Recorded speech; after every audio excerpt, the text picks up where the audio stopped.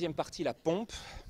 On va donc regarder par ce biais ce qui se passe à l'intérieur, hein, et donc aller voir in situ ou ex vivo comment l'ensemble de ces fonctions sont régulées dans ce domaine. Alors pour cela, on va regarder la première. Il faut que je le mette, qu'on reprend. Vous avez ce deuxième temps dans lequel, à partir de cet élément 4 cavités, donc qui est, je vous le rappelle, pour le plan orienté vers le bas et vers la gauche, donc vous coupez dans ce sens-là pour obtenir cette coupe. Et puis maintenant, on va aller la regarder en transversale, donc on prend en perpendiculaire à ce premier grand axe pour arriver à un petit axe. Et ce petit axe, deuxième temps, voilà, va vous permettre de faire apparaître sur un cœur normal, à nouveau les deux cavités qu'on a coupées au milieu finalement de leur diamètre, pour la cavité ventriculaire droite ici, d'accord, en forme de poire, et puis la cavité ventriculaire gauche, en forme de rondelle de saucisson, en forme de beignet, et son épaississement avec le septum qui sépare les deux cavités, la paroi antérieure, la paroi latérale et la paroi inférieure. Alors, toutes les petites trabéculations que vous avez à l'intérieur sont des cordages ou des piliers, des muscles qui sont associés. Mais le principal est ici montré.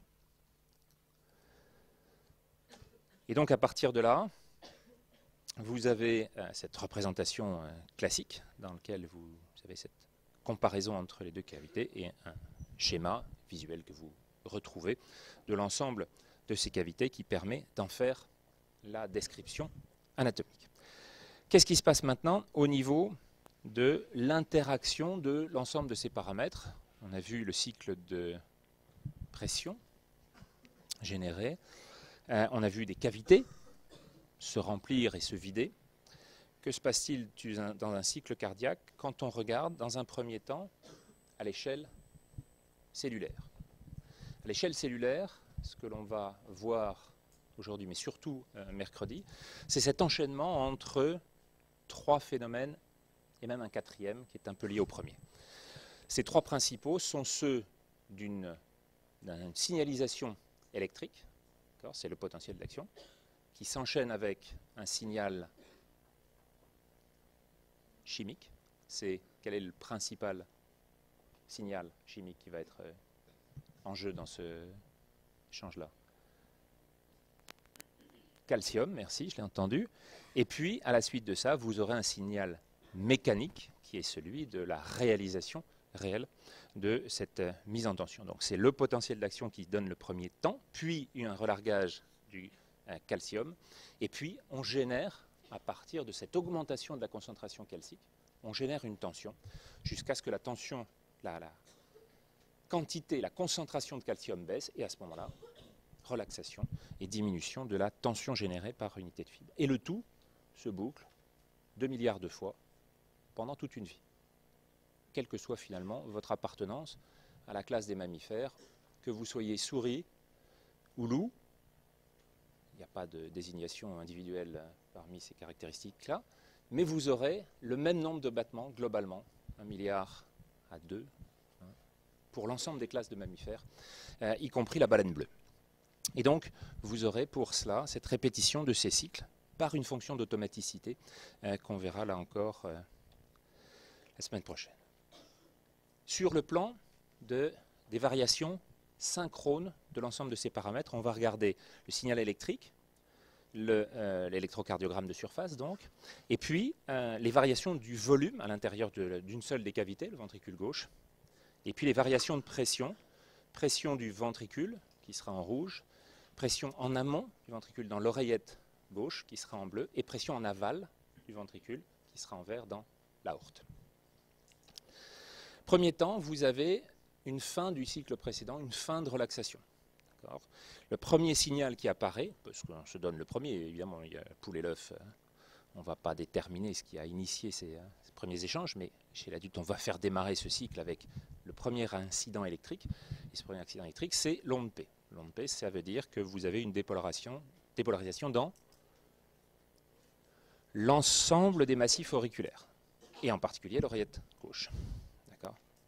À ce moment-là, vous voyez que juste derrière, par le cycle électrique, chimique, mécanique qu'on vient de voir, vous aurez une contraction, petite contraction des deux oreillettes, alors que le ventricule est encore en relaxation et les valves atrioventriculaires ouvertes. Donc cette petite contraction des oreillettes va vous faire rentrer une petite quantité, 10%, au sein des ventricules qui va compléter, in fine, la diastole. Et donc c'est cette petite augmentation ici du volume que vous avez là, hop, sur la contraction systolique auriculaire, juste avant la systole ventriculaire.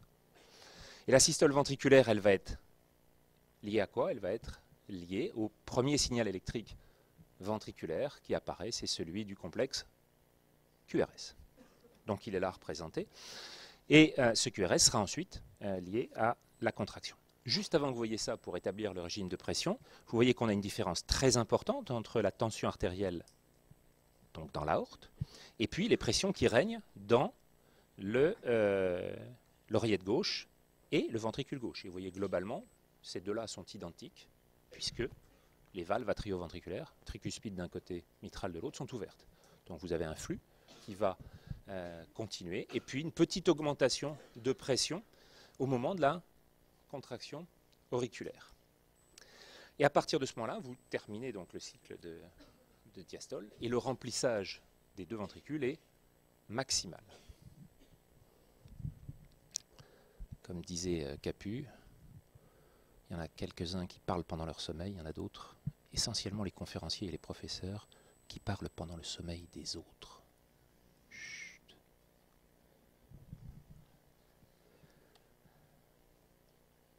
Vous aurez à partir de là, bonjour. À partir de là, vous aurez une contraction mécanique qui va se révéler au niveau de la paroi ventriculaire. Cette paroi ventriculaire, elle va créer une augmentation de pression et immédiatement les deux feuillets de la mitrale ou les trois de la tricuspide vont se refermer. Vous aurez une occlusion et vous aurez une augmentation de la pression artérielle, pardon, de la pression intraventriculaire sans augmentation de la pression artérielle. Pourquoi? Parce qu'au moment où vous commencez votre cycle de contraction, la pression qui règne dans le ventricule, elle est faible, et la pression qui règne en aval, elle est forte, elle est élevée. Il va falloir, pour ouvrir la valve aortique, dépasser cette pression. Donc vous avez tout un temps de montée en charge dans lequel vous aurez une augmentation de la pression, une contraction réelle d'un certain nombre de mécanismes qu'on va voir à l'intérieur des cellules myocardiques qui va générer une tension, augmenter la pression à l'intérieur du ventricule sans changement, puisqu'il n'y a pas d'échappement possible. La pression qui règne en aval est supérieure pendant tout ce temps-là. Cette phase-là, qui va augmenter la pression sans changer le volume, cette phase ici dans la surface rose, est une phase de contraction à volume constant, donc d'une contraction isovolumétrique. D'accord ? Sur cet effet-là, vous allez ensuite, en continuant cette contraction, dépasser, en générant une tension supérieure à celle qui règne dans l'aorte, dépasser la valeur de la pression artérielle, de la pression aortique, et à partir de ce moment-là, vous ouvrez la valve aortique. Et vous le faites de façon quasiment synchrone avec la valve pulmonaire au moment où le ventricule droit, qui lui aussi se contracte dans le même temps, vous l'avez vu tout à l'heure, que le ventricule gauche, permet d'ouvrir la valve dite pulmonaire pour avoir un échange quasiment parallèle dans les deux grandes artères, aorte d'un côté et artère pulmonaire de l'autre. À partir de là, vous avez un cycle qui fait donc une éjection ventriculaire et donc le volume ventriculaire diminue. Il chute pendant toute cette phase, dite phase d'éjection, qui est la phase systolique, dans laquelle vous allez avoir un accord de pression entre la pression qui règne dans le ventricule gauche en rouge et la pression qui règne dans l'aorte, puisqu'on est à valve ouverte, avec néanmoins, puisque vous avez un débit, petite différence de pression en faveur du ventricule, puisque c'est lui qui, cette fois-ci, enclenche le circuit, vous avez quand même un petit delta. Donc la pression de l'aorte initiale est un tout petit peu inférieure, la pression du ventricule est montée au-dessus, donc elles vont s'accompagner jusqu'à ce que la relaxation commence dans le ventricule. Et à partir de là, vous allez avoir un une inversion des pressions.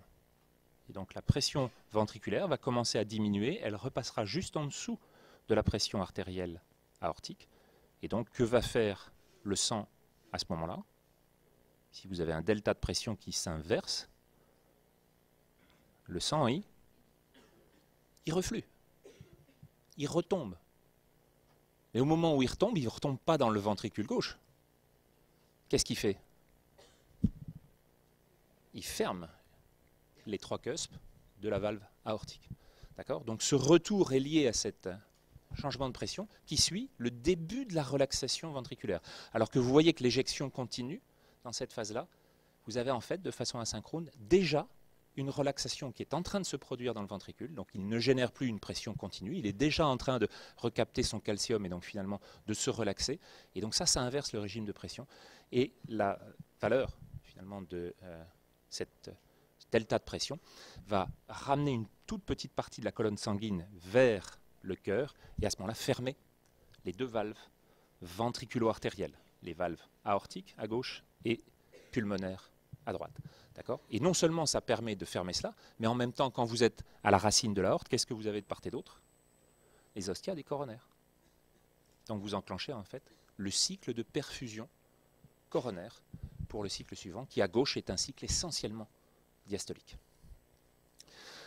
Donc éjection, inversion pendant la phase d'éjection, inversion des pressions, et puis une fois que vous avez fermé l'aorte, vous avez ici fermeture de la mitrale, ouverture de l'aorte, fermeture de l'aorte, FA, et à partir de ce moment-là, puisque vous fermez, vous allez avoir une phase dans laquelle le cœur continue de se relaxer complètement, alors que la valve mitrale est fermée.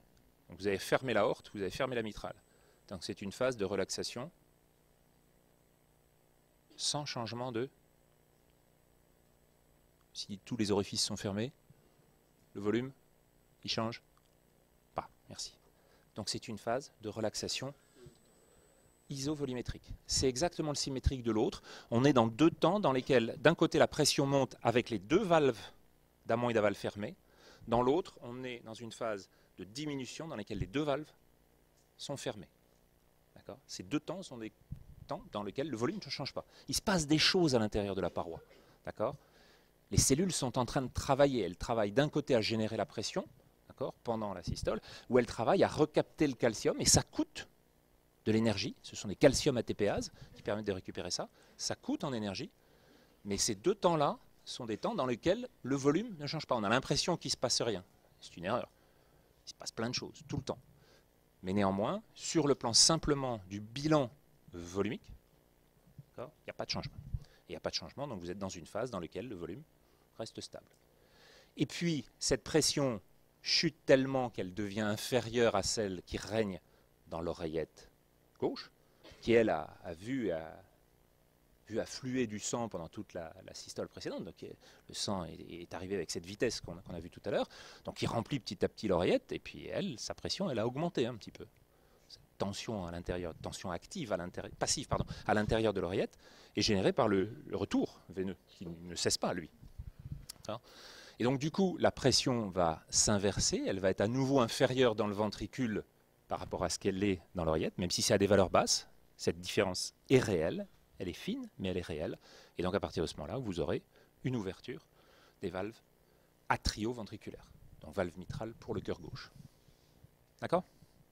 Et donc là, vous avez un flux qui va pouvoir passer de l'oreillette vers le ventricule et donc créer les conditions du remplissage diastolique de la période suivante. Remplissage diastolique, et vous voyez le volume à ce moment-là remonter progressivement, et puis vous allez boucler le cycle avec une nouvelle contraction, une nouvelle dépolarisation d'abord, puis une nouvelle contraction de l'oreillette, un nouveau petit cycle d'entrée de 10% du volume, et puis la contraction isovolumétrique, puis l'éjection, puis la relaxation isovolumétrique, puis le remplissage, etc. etc. D'accord ? Les deux valeurs de tension artérielle que l'on vous donne, 120 mm de mercure en systole, 80 en diastole, sont les valeurs qui séparent le maximum atteint au moment de ce cycle de systole, à peu près équivalent dans l'aorte et le ventricule. Donc on a bien, puisque c'est ouvert, une image, un indice très proche de ce qu'est la contractilité, la puissance du cœur, Alors que la tension artérielle diastolique, c'est celle, vous voyez, dans laquelle la tension ne cesse de diminuer pendant la diastole suivante. Et cette valeur-là, elle ne dépend pas du cœur, puisque la valve aortique est fermée. Elle dépend en fait de la capacité d'écoulement de l'ensemble du système. Et je vous l'ai dit tout à l'heure, c'est au niveau des artérioles que ça se passe. Donc cette tension artérielle diastolique est un signe finalement de ce qui se passe en aval. La tension artérielle systolique, c'est ce qui se passe en amont, c'est le cœur qui la génère. La tension artérielle diastolique, c'est plutôt ce qui se passe en aval, et ce sont les artérioles qui vont réguler de façon plus ou moins importante cette valeur.